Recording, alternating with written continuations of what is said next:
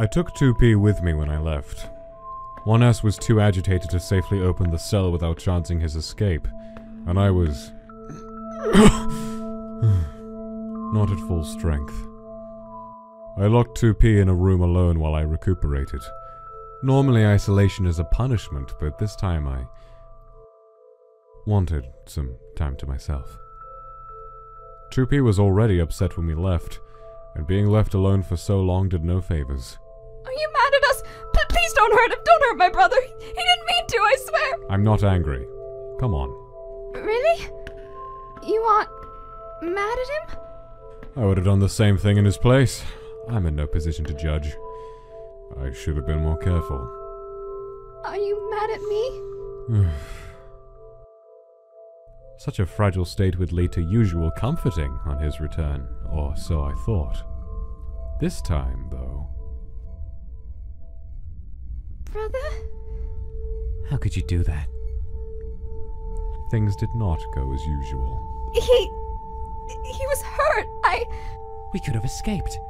We could have got out of here and you threw it away for him! Well, what was I supposed to do? Let him die! It's not like he doesn't deserve it after everything he's done to you! He should have died. If I was the one out there, I would have... You would have... How could you? How could you let someone... How could you choose him over me? They did not say anything more. When I checked in on them before I left, I saw for the first time that they were sleeping apart.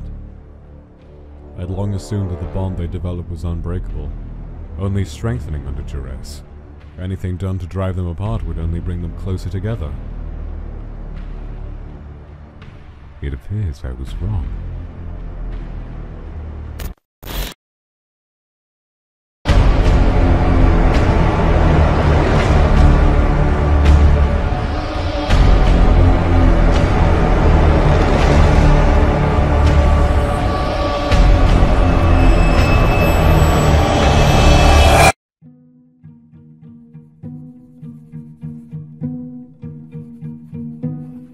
Entry nouvel.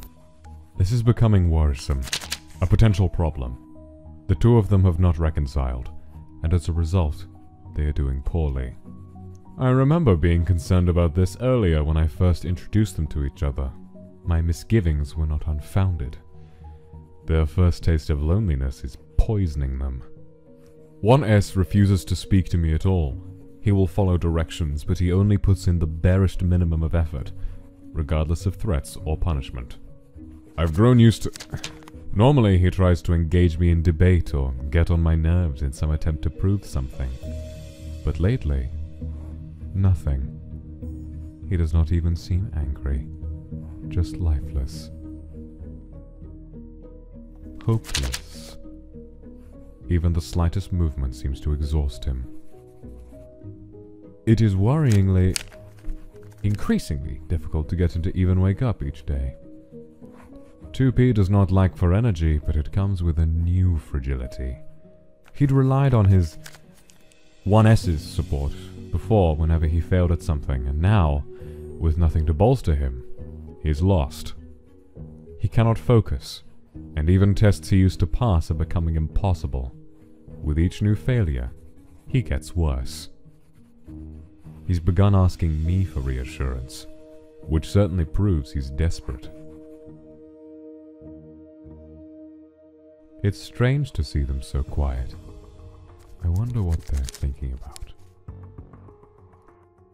I always thought I'd enjoy the day when 2P realized that his mercy would have real consequences. That it would get people hurt. But now that it's come, it's just inconvenient. At this rate, little is going to be accomplished. I'm not sure they'll even heal each other properly like this. The question is, what to do? These sorts of social dramas are, admittedly, not in my skill set. I'm not sure I wouldn't just make things worse. I am the focal point of this entire argument, after all. It looks as though 2P is having a nightmare. Usually 1S is so close by he can wake him, but this time...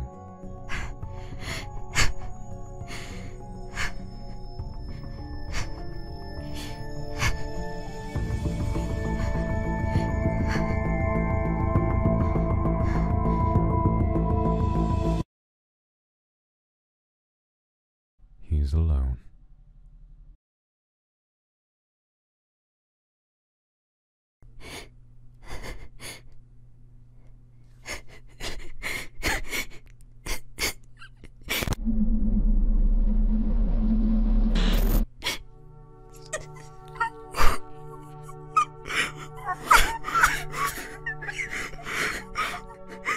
Come on, bro. You gotta breathe.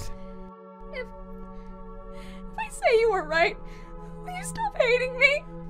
Oh, jeez. I don't hate you. I don't understand. You said I was... You always understood before when I didn't want to kill anything, but this time you... It wasn't the same. We could've... I know, but I'd always be thinking about how we left him, and you're so... I want to say whatever will make you stop being mad at me, but I don't know what it is. I wish he was dead. Jeez, you don't have to do that. I wish he was. I wish I'd left him. Don't say that. You're just gonna work yourself up again. And I know you don't mean it. I do. I really... You don't mean it. It's not in you. It's in me and it's in him, but it's just not in you. I guess it's how you were made. And it wasn't really fair to ask you that in the first place, I guess. It's just... We were so close. We were so close to getting out of here and never getting hurt again, and I'm sick of seeing you get hurt, you know? Sometimes I hate him so much for it, it scares me, and seeing you heal him, thinking about it still makes me mad.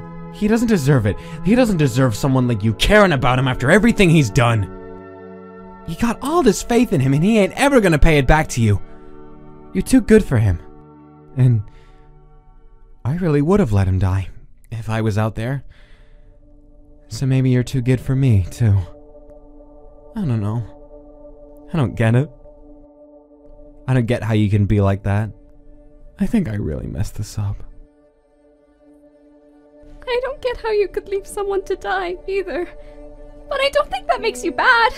Just because you could, or you think you could, that doesn't mean you will, right?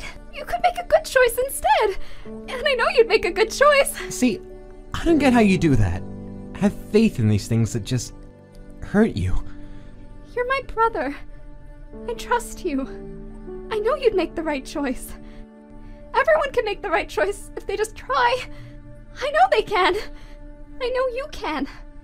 Even if you hurt people or do bad things, that doesn't mean you still can't decide to be good instead. You can always be good, no matter what you've done.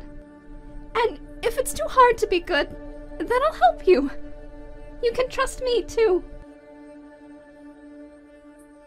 I just don't get it. Me and him both don't get it. God, we really are the same. You're not the same, brother. You care about me.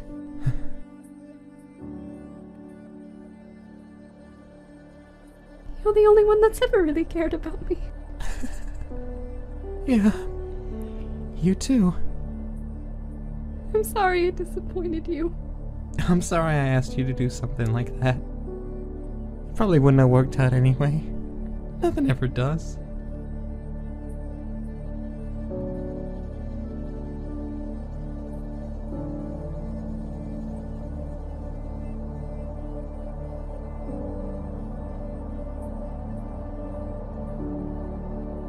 We'll get out of here someday. I promise. Somehow. Okay.